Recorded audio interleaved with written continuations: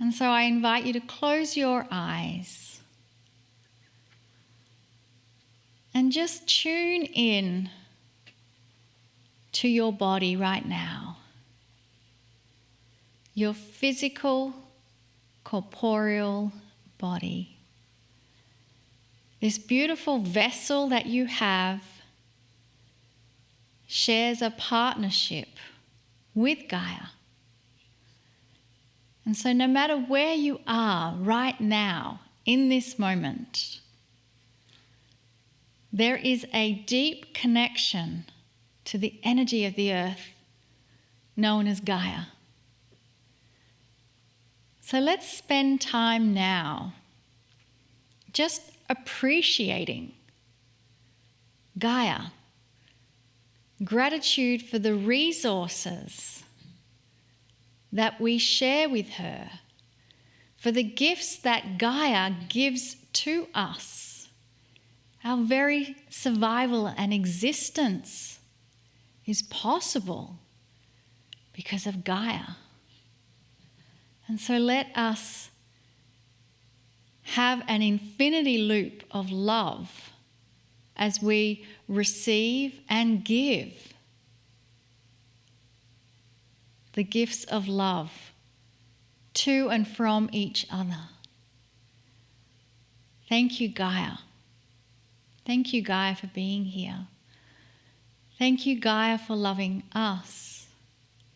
Thank you, Gaia, for loving me.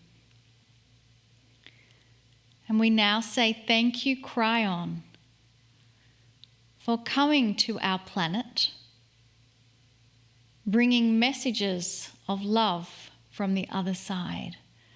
Thank you, Kryon, for being here. Thank you, Kryon, for loving us.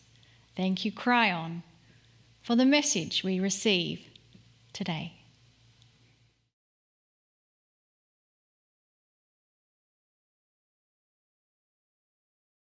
Where did humans come from? Greetings, dear ones. I'm Kryon of Magnetic Service. And that particular statement is one that gives away perhaps the weirdness and the woo-woo of channeling itself. For those who don't believe anything that I'm about to say, well, they would tune in to this particular episode because it's something that is laughable. Now remember, all of these channels go onto that which is a public venue, not just the members. And so it's a chance for all of you to gather around and have a good laugh, you might say. Because here is the channeler who's about to tell you you came from ETs or some other kind of strangeness. And it is strange, is it not? Some of you know what I'm going to tell you. So let's start this particular episode's discussion with a fact. There are many who study the evolution of humanity, those who go and dig in the earth and find evidence of humans so many thousands of years old, who have come to a startling revelation. The anthropologists, only in the last years, have started having tools that allowed them to measure something that is extremely human, and that is evidence of pieces and parts of DNA. And what this has done is create a division in science, a division in anthropology, a division in general, because of something that has happened. And what has happened, what is startling, dear ones, is the truth that I have been telling you since I arrived. And that is this truth. You really didn't come from anything here. The startling science, well, that is the discovery that you had 24 sets of chromosomes All through the era you would say is the human being's evolution, the caveman, all of that which is portrayed as how a human got to be a human. And that's been a very, very long time. But something happened briefly ago, not too long ago, only 200,000 years. You might say, well, that seems long to me. It's not long when you measure several million. 200,000 years ago seems to be the marker that when they dig up that era and they start to study what they can of the DNA that is there in some form that remains, they have discovered that there was a switch.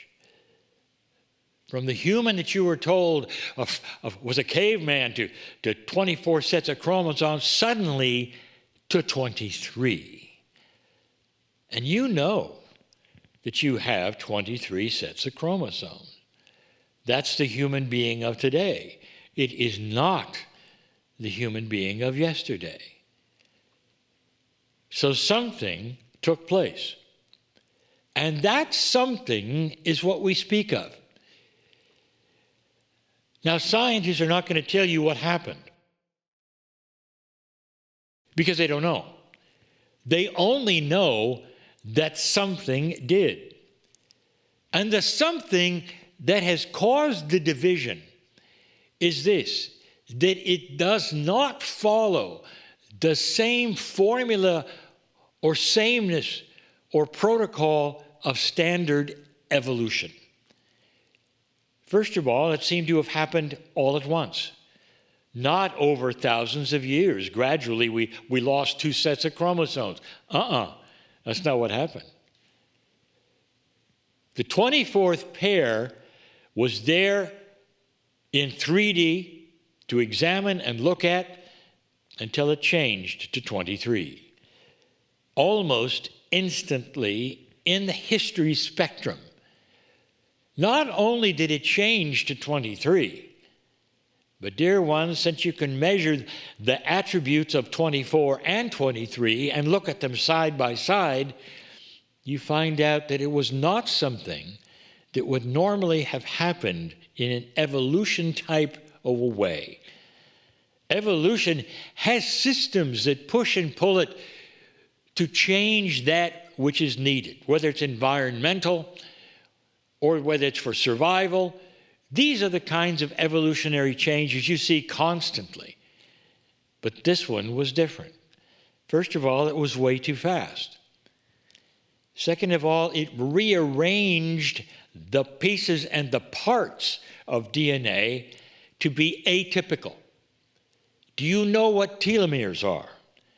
Would you be interested to know that one of the new sets of chromosomes of the 23 have the apparent fusion of 2 telomeres together. But telomeres are at the ends of the chromosome parts and pieces, not at the beginnings. So it doesn't make sense to have 2 of them fused together at the end.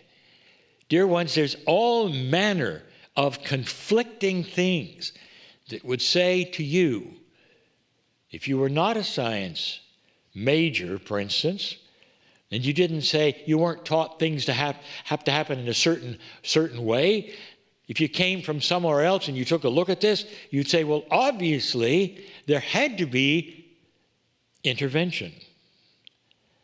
And that's what we have taught for 35 years. Something happened 200,000 years ago. And that's something that happened, dear ones, was intervention. We teach that the universe, but specifically this galaxy, specifically the parts and the pieces of this galaxy which are closer to you, are packed with life.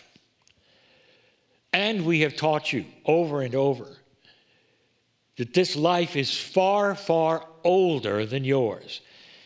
It got millions of years head start. And again, if you turn to the anthropologists and the ones who study what happened on this planet, you find at least 4 times when life was stamped out and had to somehow restart itself, delaying that, which is even the evolution of the 24th pair, the 24th chromosomed human being. In other words, life started late here, very late. We have told you you are the new kids on the block, you might say. Life is abundant in this galaxy, and you might say, well, I'm very afraid of that because I don't want them to visit here. They have visited here. They helped change your DNA. They are in a status, dear ones, that you cannot even imagine. Your movies tell you that they are very unevolved creatures out there. So much that they've come to do things that are horrible to you. They want to steal your water, steal your gold. They want to take it, they want to even take you and abduct you and eat you and all these things that they want to do. They want to come and conquer this planet. That, dear ones, is your consciousness, not theirs. Do you realize you have again taken who you are and then projected it to the skies? You have said, well, if they're out there, they're like us, and they're going to come and conquer us because that's what we do. What if they had 1,000,000 years on you? What if they had all that time to evolve? And those who didn't are no more. Those who didn't destroyed themselves. And those who evolved went into an ascended status. They visit this planet, and some think they're angels. That's how evolution works, dear ones. That is spiritual. I want you to be clear on this. Where did you come from? Where did humans come from? They came from the stars.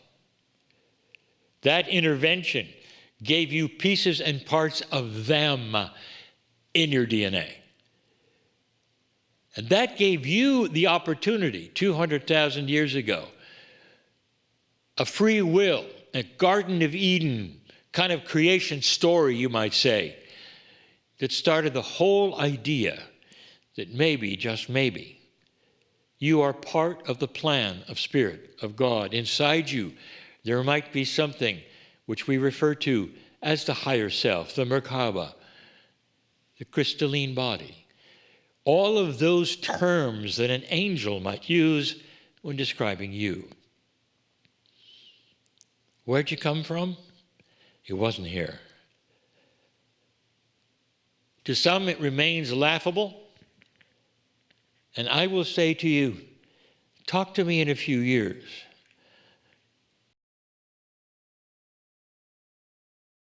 Talk to me in a few years.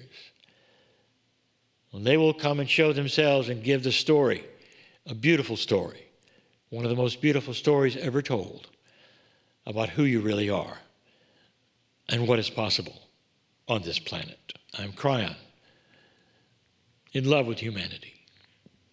And so it is.